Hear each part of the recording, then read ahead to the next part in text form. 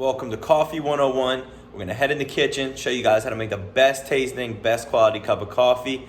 Let's go do it. All right, so we're gonna talk about coffee. There's a few things you can do to make sure your coffee is gonna be the best quality and best tasting. And I'm gonna take you through all the steps and everything you need to know about coffee. All right, so first you start with your coffee beans. Obviously, we're gonna open this up and then we're gonna grind it in the coffee grinder. I always recommend grinding your coffee beans fresh for the best tasting coffee beans. Don't just grind a bunch and then set it aside. You're gonna lose some of the flavor in coffee. So skip out on that and just get a grinder and roast your beans fresh every morning.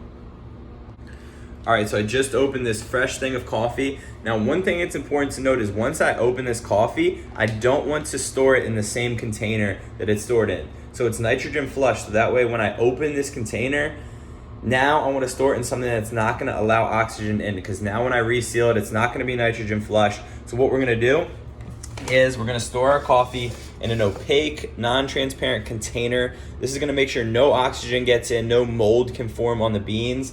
So right when you open your fresh coffee beans, it's going to be important to put the rest in a nitrogen flush container that will let all the oxygen go out. Okay, so a non-transparent, opaque container that's not going to let the beans oxidize and have any free radical damage for your body when you consume them. All right, so next we're going to boil some water. So I got some water boiling over there on the stove, and now we're going to pour the beans into the grinder.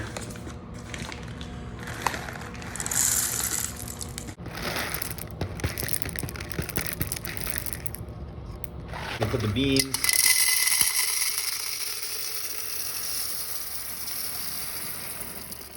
into the container to keep them fresh for as long as possible. And then if you actually listen closely, you'll see that it lets all the oxygen out when I press down on this container.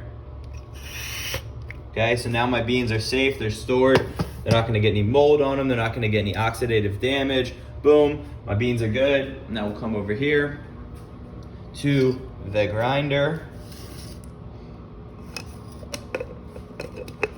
I like to personally grind my beans for about 10 seconds, so I'll do 5 seconds, pause, and do another 5 seconds. But basically, since we are gonna be doing a French press, you're gonna want the beans to be a little bit more coarse once you grind them. If you want more of an espresso, you're gonna do it a little longer, maybe closer to 20 seconds for a nice coarse ground, which we're gonna do for the French press, and also for a little bit of a stronger taste. We're gonna do about 10 seconds here.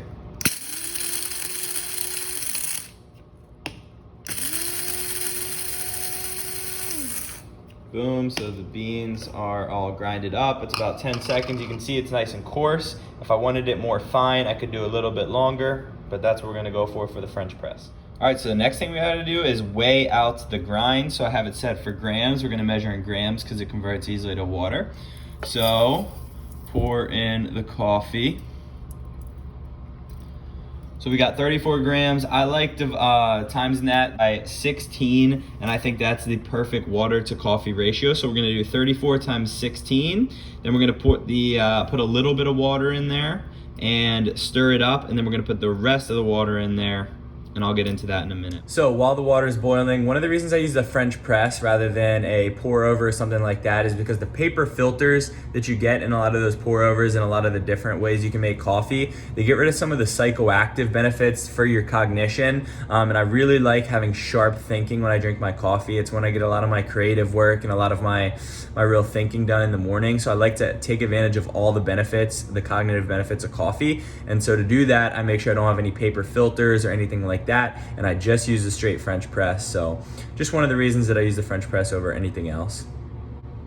Another reason that I don't use a Keurig or something like that is because you're literally heating plastic to the point of boiling, and it's getting into your coffee, and I just can't even fathom the amount of damage that's doing to your inside. So I don't use plastic in any form, especially when it's being heated at a high temperature. It's very, very, very bad. All right, so we're gonna let the water boil. Once it is boiled, I'm gonna take it off the burner and let it sit for exactly 1 minute.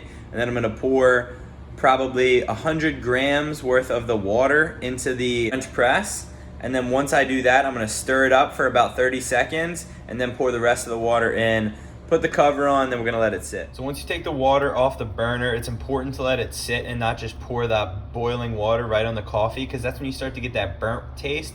It also is gonna disrupt a little bit of the flavor. So we're gonna let it sit for 1 minute after boiling, and then we're gonna pour it on. All right, so now I re-zeroed out the scale so I can calculate the exact amount of water to coffee ratio. So I'm just gonna pour a little bit in, like about close to 100. And then we're just gonna stir it up for about 30 seconds with just a little bit of the water in there. So now once we let that sit for a little while, we're gonna pour the rest of the water in. We're going for about 540-ish. So it's a big cup. It's gonna be about two cups of coffee worth.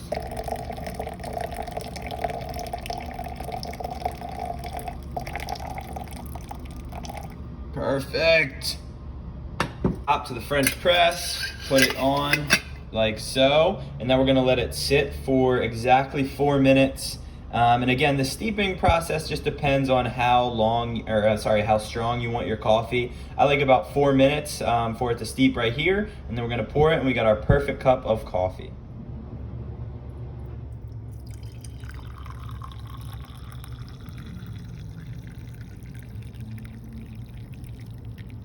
All right, so now that we made the perfect cup of coffee, let's talk about some of the health benefits, some of the misconceptions with coffee. So we're gonna start with the misconceptions. I think that coffee sometimes gets a bad rep because people assume because it has caffeine in it that it's not good for you because somehow caffeine is not good for you. Quite the opposite, actually. Caffeine definitely has a lot of good benefits, and it's like anything else. It's like sodium, it's like sugar. If you overconsume it, it's gonna be bad for you. It's like anything. And so the overconsumption of caffeine is definitely not recommended, but healthy levels of caffeine, 200 milligrams, depending on the average person, size, weight, that sort of thing, is gonna be really good for you. It helps with cognition, it can help with athletic performance, profound benefits of caffeine for coffee. But let's talk about just coffee in general, because decaf, caffeinated coffee regardless, coffee itself has tons and tons of benefits. So for starters, coffee can actually blunt your appetite. So if you have coffee in the morning, it can prolong your hunger a little bit more and kind of make it so that you're not as hungry. So for example, personally, I have coffee in the morning and it fills me up. If I'm just drinking some water and drinking some coffee, I really don't get hungry until about midday when I'm done my workout. So that's one great strategy. It can also be great for your metabolism. It can help boost and speed up your metabolism, which in turn will help you with some of your weight goals, whether it's weight loss, weight maintenance, etc. Not to mention, coffee is full of antioxidants. Most people don't know this. Coffee is actually super high in antioxidants when it's found in a good, pure form. And antioxidants are gonna help you with chronic inflammation, things that cause diseases. And speaking of diseases, it can also help you tremendously with certain chronic illnesses, whether it's Parkinson's, cancers, heart disease. It can super help managing risk factors and actually has quite a significant benefit for longevity purposes as well. Now I could keep going a little bit more about some of the more benefits in the research. I encourage you guys to look into it. There's tons and tons, thousands of research articles about the benefits of coffee. But let's get into something else that doesn't get talked about enough when it comes to coffee, and that's quality. So if you know me, you know that I'm very particular about the foods that I eat, the drinks that I drink, stuff like that. So with that being said, it is super important to get a good quality coffee. Okay, only 3% of the world's coffee beans are truly organic. And the problem is with the coffee cherries, they're being sprayed with heavy amounts of pesticides. It's a notoriously very sprayed heavy crop when it comes to pesticides.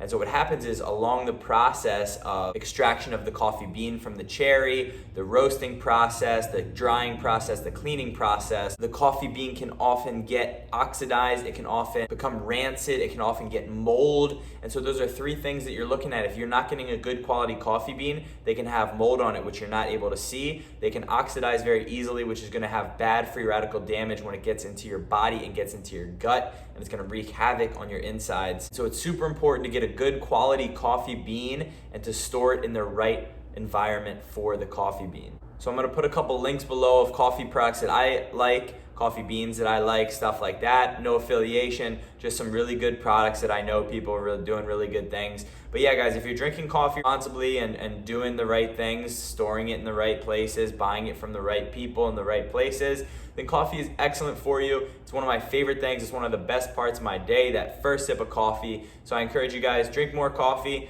Don't listen to it. If you're feeling like you want to have a second or third cup of coffee, have a second or third cup of coffee. It's not going to be as bad for you as you think. And there's tons and tons of profound health benefits. So thank you guys for tuning in. Be sure to like the video, subscribe to the channel, and let me know what you want to see in the next video on the channel. Thank you guys.